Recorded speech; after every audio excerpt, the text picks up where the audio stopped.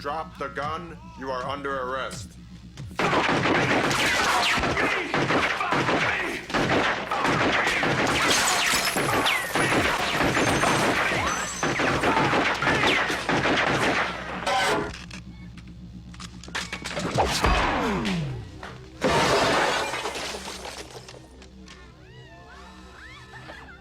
Thank you for your cooperation. Good night.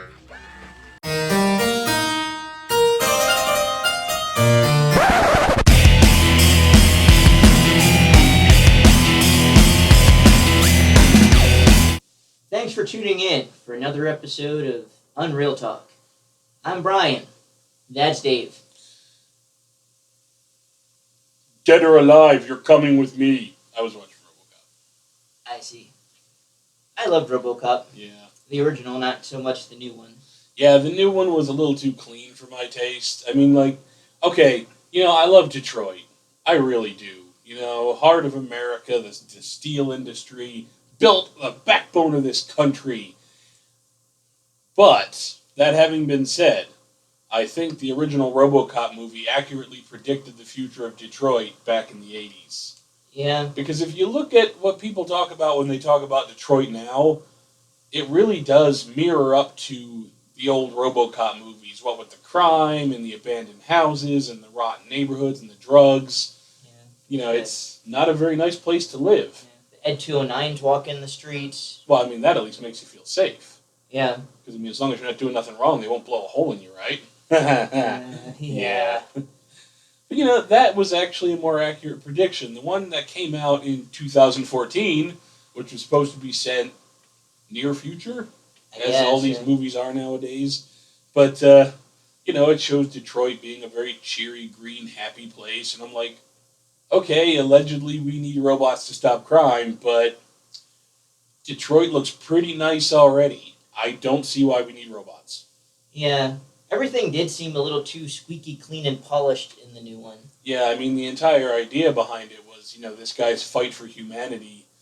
And the fact that he was a cop in a really bad neighborhood and that's why he died and all of that are just, they're critical plot points.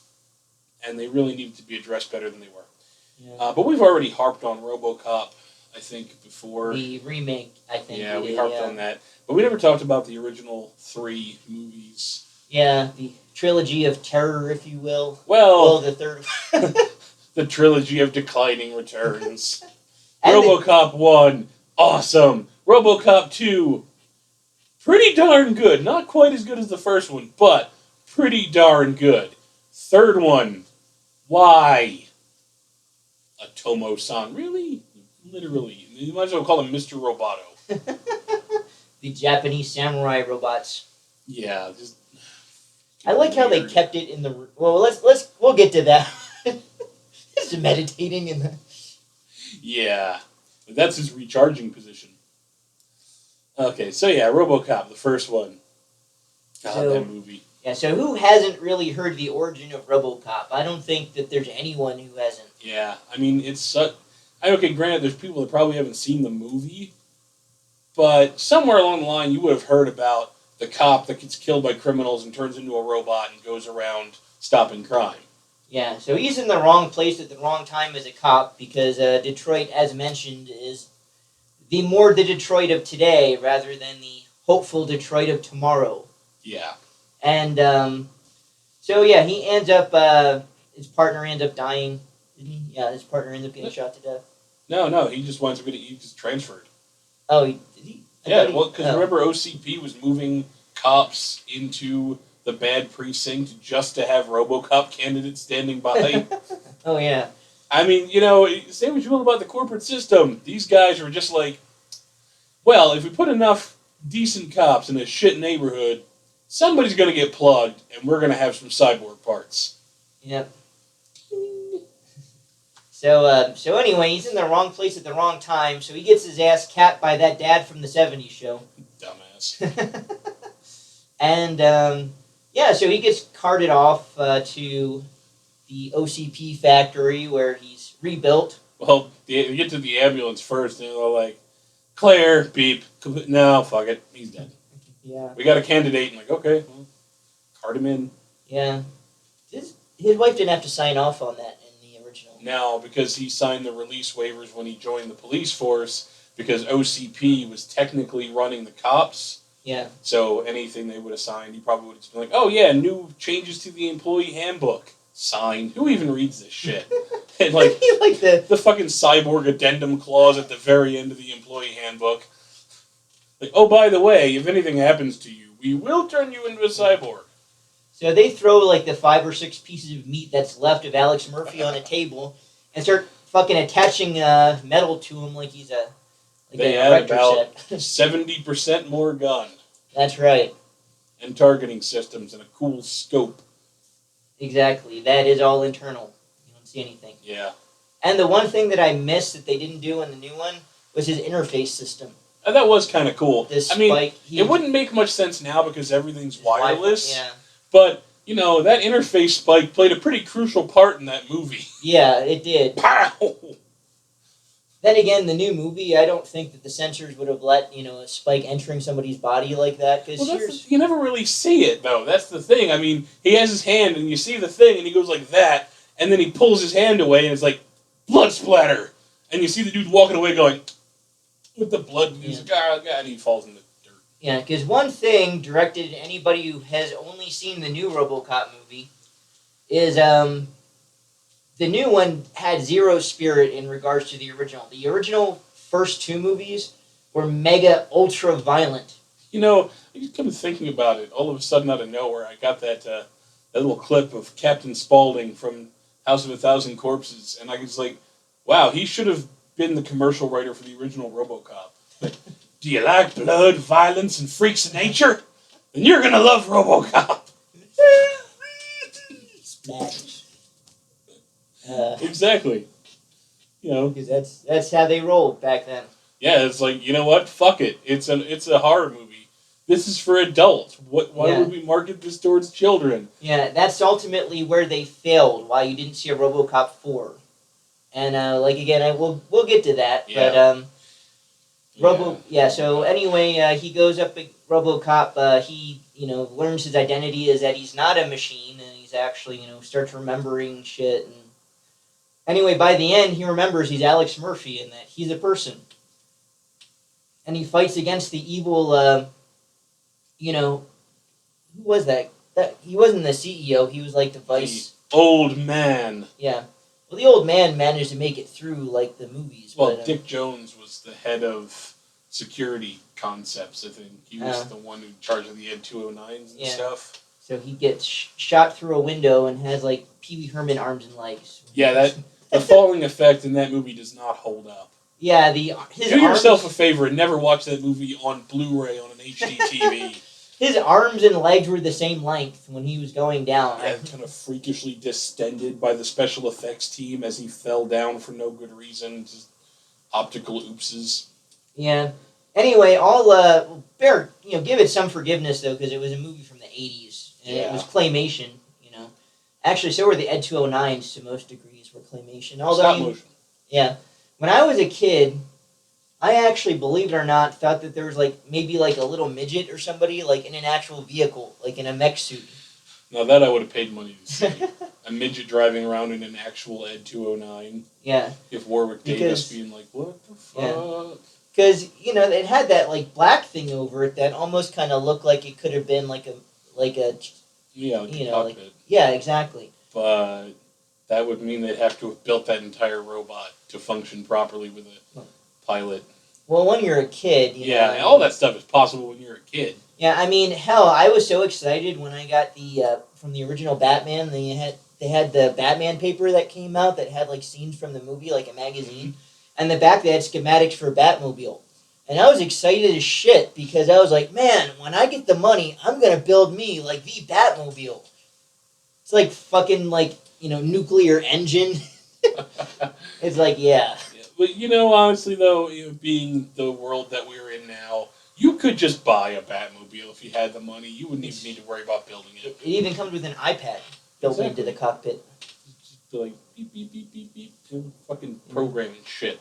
Oh, have you seen the interior of the new Batmobile, by the way? I've seen pictures of Yeah, I don't know. I haven't been keeping up. I mean, like, I try to remain as spoiler-free as possible these days. I mean, I know it's nearly impossible to not have some jackass spout off a plot point or, have the fucking trending bar on Facebook show you, like, a set picture you didn't want to see. Yeah. It's like, really? Fuck. And we can do a whole episode on spoilers. I mean... Yeah, maybe we could sometime. It's not a bad idea. Spoilers. Yeah, spoiler alert. We may be doing a spoiler episode in the future. Yeah. So forget you heard all that. Yeah. But for right now, we're doing Robocop. That's right. So let's move on to Robocop 2, now that he's killed Dick. Yeah. Now that Robocop has blown Dick away on camera. Yep. So now that you don't know Dick anymore, it's time for Robocop 2. Yeah. Which, the big selling point of Robocop 2 was actually Robocop 2 the Cyborg. Yeah, the fact that there was going to be another Robocop. Yeah, but this wasn't just any Robocop. This one was bigger, meaner, angrier, and had... 20% more gun. Exactly. That's like 90% overall gun. This was literally a brain in a jar in a fucking mech suit. Yeah, this thing was like 10 feet tall with machine gun arms, electricity arms that came up. It had a missile cannon on the side. That thing was built for war. Yeah. That thing could have ripped an Ed 209 in half if... I would have liked to have seen that in the movie. Yeah, I was just thinking that too. That would have been a pretty... they tried to save the... They tried to save the reveal of Robocop 2 for when, you know... Well, I know, I just thought it was funny because Ed 209 was like the big threat to Robocop. You know, you got a garage full of cops shooting at him, and the bullets are bouncing off, and he's like, dude, knock it off, this is stupid. But then the Ed 209 comes along, starts blowing holes in his chest, and it's like, whoa, shit. And then he goes down the stairs, and Ed 209 just tumbles over, and that's it. Yeah, because all in all, Ed 209 was a joke. He was a shit robot. Yeah, I mean, it was like more... It became more of a comedic thing in the second... Remember the second movie when the Ed 209's foot was stuck in the manhole? Mm-hmm. Yeah. And then, forget about the third one when it comes to Ed 209. Like, the Ed 209 in the second movie, fucking... Oh, no, actually at the end of the first movie, I think, he came back with that 50 cal super cannon and just blew the top half of Ed 209 off. Yeah. So it was up by the lobby, and he's just like, meh, boom. Yeah. Dead. So yeah, RoboCop 2 was a new breed of villain in that one. I mean, there was one point where they fell off of like a 10-story building, and Ed 209 RoboCop 2 just wiped himself off. He's like, dude, what the fuck? Yeah. So that was a fairly equal opponent, although a very questionable defeat, in my opinion, as far as See, what ended up happening with the whole story is there's this whole censorship thing, which was actually the writers of RoboCop addressing how critics felt about the first movie not being child-friendly and being too violent. So they did this whole thing where RoboCop was dismantled, and they rebuilt him with all these wacky... Well, the first thing you find out is that there's a designer drug in Detroit called Nuke, and it's being distributed by this guy named Kane, who basically has some kind of Jesus-y God complex, and he thinks he's some kind of messiah, and he's a drug dealer, and his drugs are taking over the city. So RoboCop goes looking for a fight, finds one, gets ripped to pieces. Yeah. Because he is totally outclassed by a guy with a giant fucking magnet. Yeah, he literally gets ripped to pieces. They're like on his chest with a jackhammer. Yeah. So they leave him in several pieces in front of the police station. And that's when all the police are like, what the fuck? Because the police are still on strike from the end of the first movie. Yeah.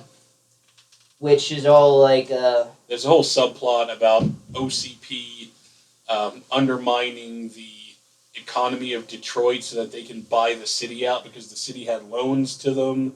And eventually, they wind up owning the city. Yeah. Happy ending. But, kind of, sort of, Yeah, in a corporate sense, it's a happy ending. Yeah.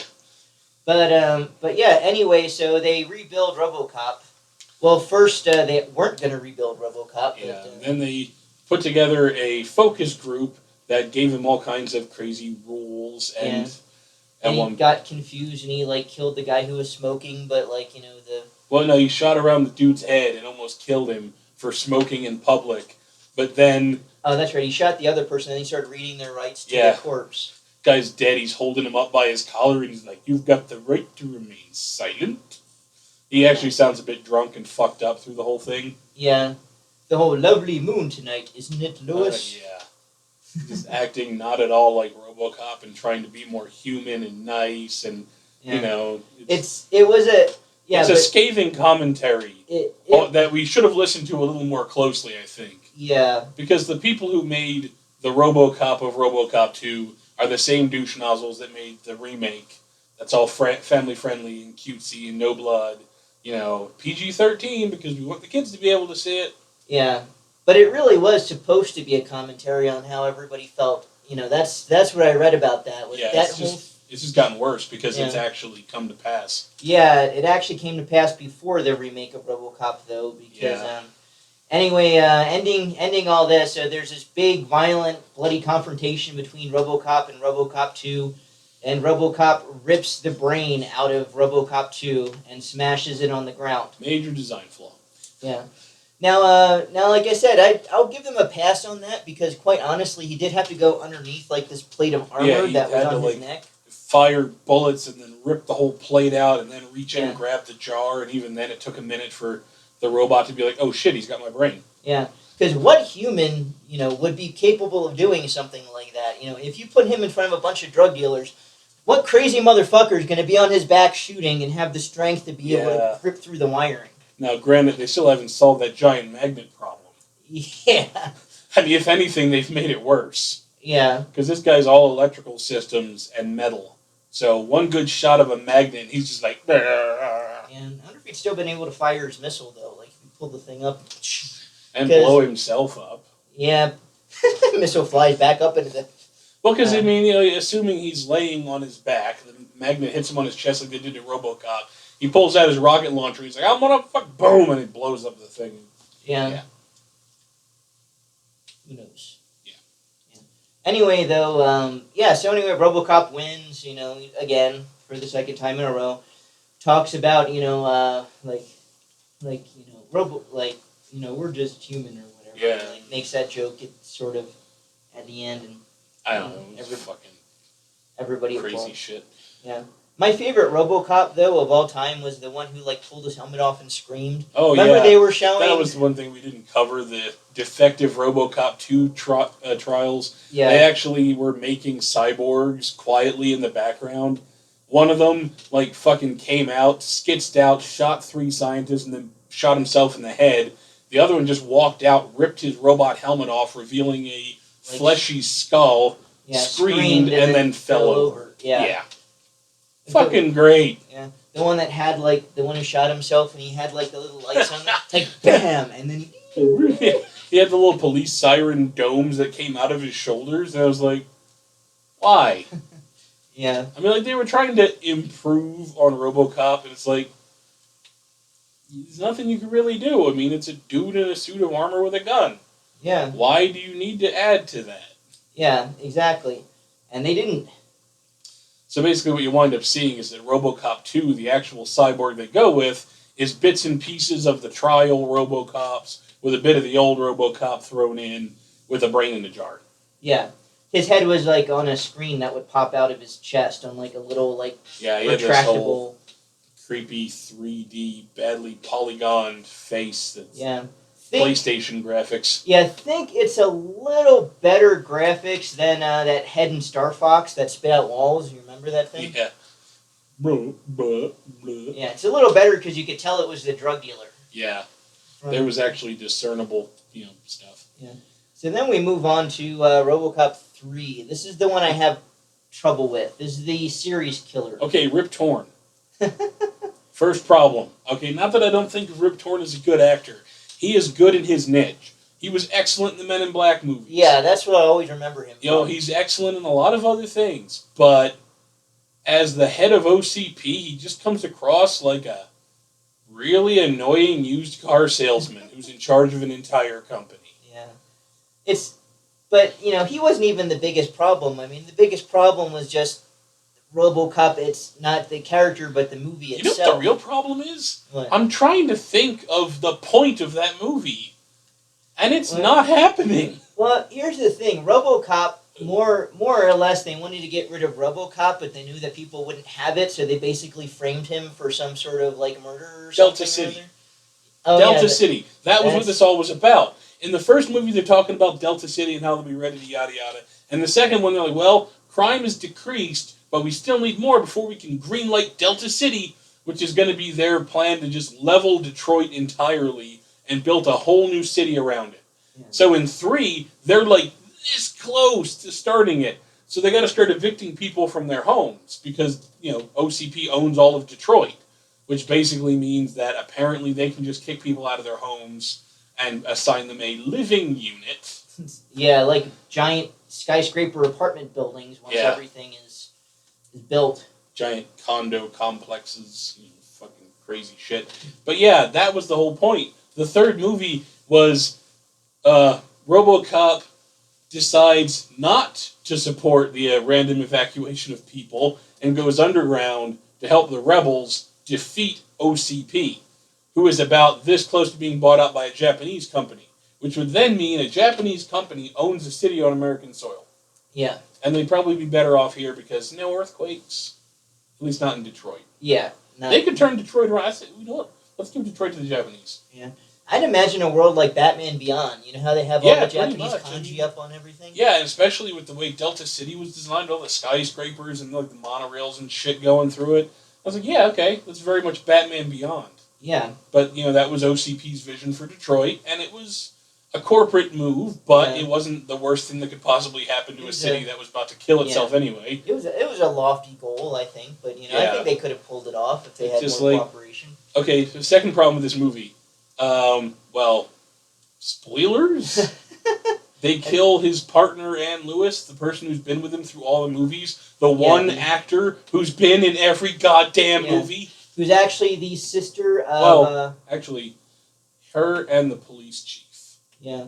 Those two people have been in all 3 Robocop movies. Yeah, but fun fact, the woman who played Ann Lewis is actually the twin sister of the chick from Terminator 2. Bullshit. No, I'm pretty sure she was. No, because a twin is identical. And the chick from Terminator has an identical twin, which is how they did the whole chip removal scene in the movie. Yeah, but that's what I'm saying, is that she's like the sister of like the chick from Terminator 2. Identical twin. Does not look a fucking thing like Linda Hamilton. I'm pretty sure. I'll look it up. Motherfucker. No, you keep chattering on about Japanese robots. I'm going to be busy shoving your foot in your mouth. All right, fine. Dave's going to see about proving me wrong, but because you know what, I'm not 100% on it. I thought I remembered something like that because I thought it was the same actress, but then I found out later on that it wasn't. Anyway, yeah. So this Japanese company decided to go after. Was it even RoboCop that they decided to go after, or just the rebels? Well, the thing is, they were going after the rebels, but because RoboCop went rogue, the Japanese company sent their own guy. Yeah. Stop trying to distract me while I'm trying to bash your head into the ground. Because we're all about, factual knowledge and shit. That's right. This ain't no Republican Party up in here. We fact check all this shit. Yeah. Except when we don't feel like it. Anyway, Japan sent robots after RoboCop, more or less. Samurai robots. No less. Yeah, carried katanas. It was all the same robot. They all looked the same. Yeah, there was like 3 of them, I think. Yeah. At the end. Yeah.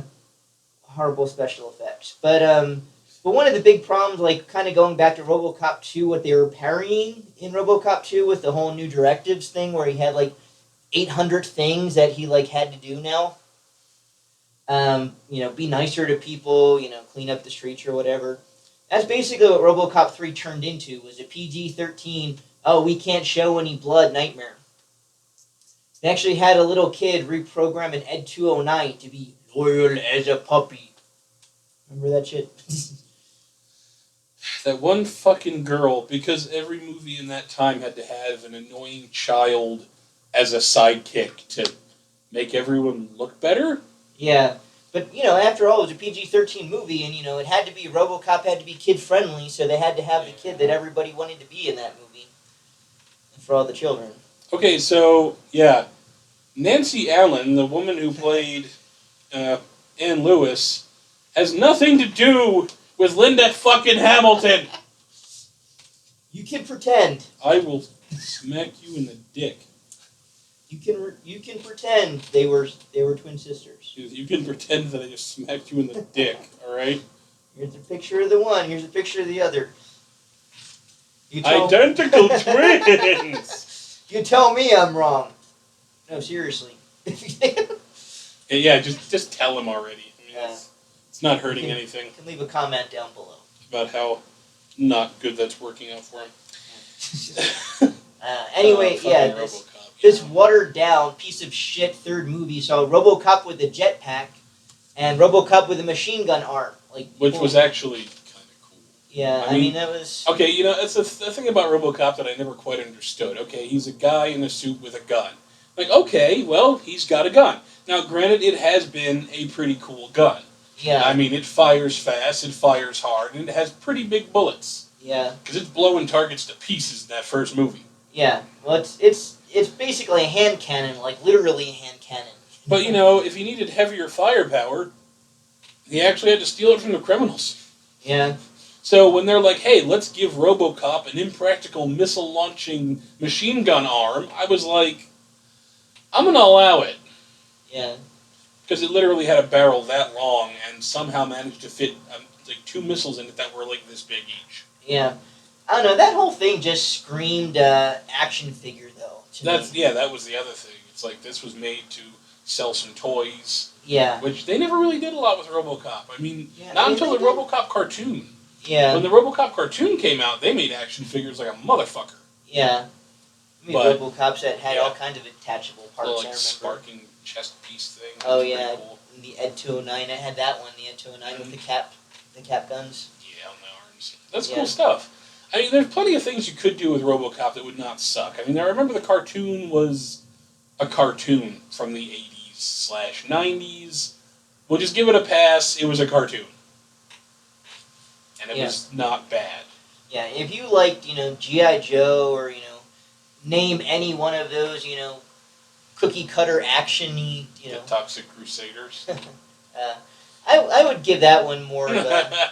Yeah, you have to give that one an extra wide pass because not only is it a cartoon, but it's a cartoon based on trauma films. Yeah. And God damn it, okay, look, I don't want to say that a certain company makes The Asylum look like a reputable filmmaker, but, Trauma prides itself on low budget, not taking itself very seriously kind of stuff, and I enjoy that. Yeah. Personally, I think it's fun. Some of them were fun. After a while, it could get grating depending on what the movie is. Yeah, you know what? Okay, if I watched all 4 Toxic Avenger movies, like one day at a time, I'd be like, yeah, it's fucking Toxie. If I had to sit down and watch all 4 Toxic Avenger movies in a row, I would probably have a pair of scissors at my wrist by the end of the last movie. Have them next to your eyes. It's like, I'd just be like this, be like, high five me, bro! High five me! But I also recommend Sergeant Kabuki Man. That was pretty funny. For a one-off, yeah, it was a pretty funny one. Because he does show up in Toxic Avenger 4.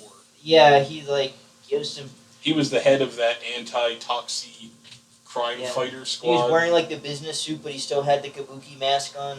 Yeah, and he was, a raging drunk, which was hilarious. Yeah.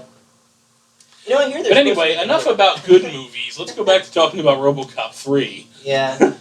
Yeah, so anyway, Robocop 3 turned out exactly how you think it would, though. I mean, the bad guys got defeated. Yeah, the OCP got bought out by the Kanamitsu Corporation, which... Was that winning?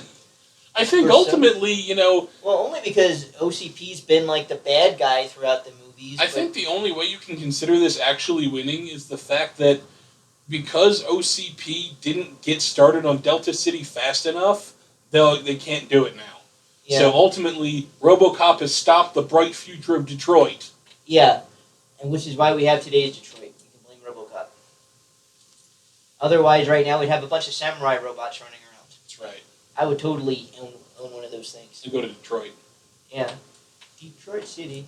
Hang out with the samurai robots. But yeah, I mean, ultimately, the whole idea was OCP was trying to build a better future for Detroit. Yes, it would have required sacrifices, and yes, it would not have been what people were used to, but at the same time, it would have been theoretically better than what they were dealing with. As far as the murders, the rapes, the splatterpunks.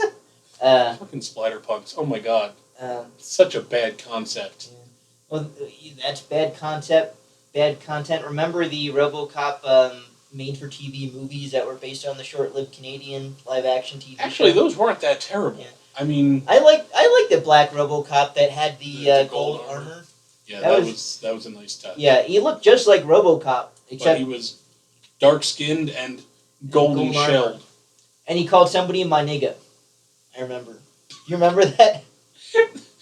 Unfortunately, with the RoboCop voice, like because he had the. They got that synthesizer bit in the back where it's kind of like everything has that robotic tinge to it, and it's like, wow, okay. I think sadly enough. Oh my god, I just had another flashback based on talking about the gold-suited black RoboCop and the Toxic Avenger. God, you know who was in Toxic Avenger 2? Who? Michael J. White. Really? Yes. I'll have to go back and watch that again. Please don't. Just trust me, he was in it. I'll look it up on IMDb to save you the brain trauma. You one of the rubber fish guys? No, he's literally himself. I mean, I looked at him and I was like, Black Dynamite? It's like, who saw that coming? Where'd that come from? God, Black Dynamite. Yeah, but anyway, so total. Yeah. There's an idea for a RoboCop sequel. Michael J. White is RoboCop 2. And the cheesiest villain I like, though, was that made TV movie where it was like the guy wearing the Shao Kahn mask with the two like Gatling guns. Do you remember that guy? I heard he was like stupid. It was like Bone Crusher or something like that is what it was called, or Bone Blaster. Yes. Bone Rammer. Bone Blaster. Fucking stupid shit. You see RoboCop looking at this guy, be like, pulling out his gun and just shooting him in the face, and that'd be the end of it. But as I recall, in the context of when he showed up, it wasn't the first time that him and RoboCop had scuffled before. Like, he just broke out of prison or something and found, like, a set of his armor. Which is another thing that the made-for-TV RoboCop things had a failing for, was RoboCop was not in the habit of taking people alive. Yeah, well, up until part 3. It was like when he said, dead or alive, you're coming with me. He meant dead. He was actually pushing for dead. Yeah. He was kind of hoping that you wouldn't surrender. Because it makes it a lot easier for him.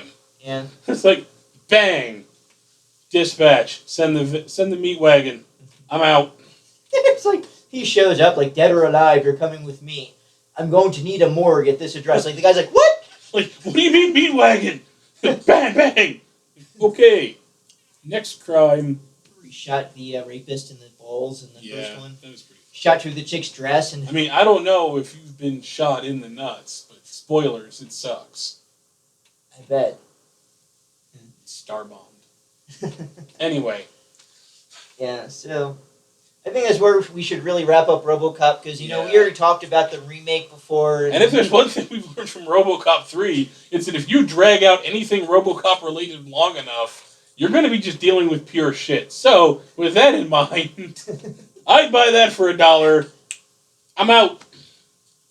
Like, subscribe, comment down below. And share this video with your friends. Because it's like sharing a hidden nuke. Gets my teeth bleeding.